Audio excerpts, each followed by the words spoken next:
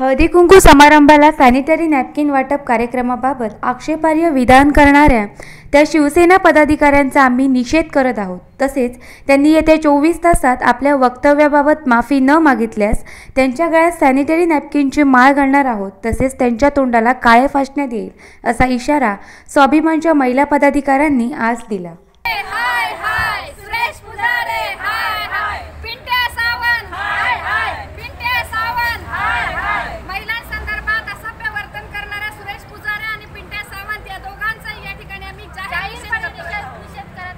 तालुक्यातील पळसम या गावात महिलांसाठी जी ग्रामसभा होती त्या ग्रामसभेसंदर्भात तेथील तंटामुक्ती अध्यक्ष सुरेश पुजारे आणि शिवसेनेचे शाखा अध्यक्ष पिंट्या सावंत यांनी जो एक व्हिडिओ व्हायरल केलाय त्याचा निषेध करण्यासाठी आज या ठिकाणी आम्ही जमलेलो आहोत।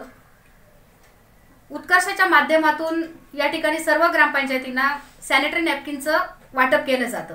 त्या संदर्भात त्यांनी एक वक्तव्य केलंय की 26 जानेवारीला महिलांचं हळदी कुंकू आहे आणि या हळदी कुंकूला लंगोट वाटप करण्यात येणार आहे। तर या लंगोट वाटपाच्या कार्यक्रमाला सगळ्या महिलांनी दुपारी 3 वाजता उपस्थित राहावं।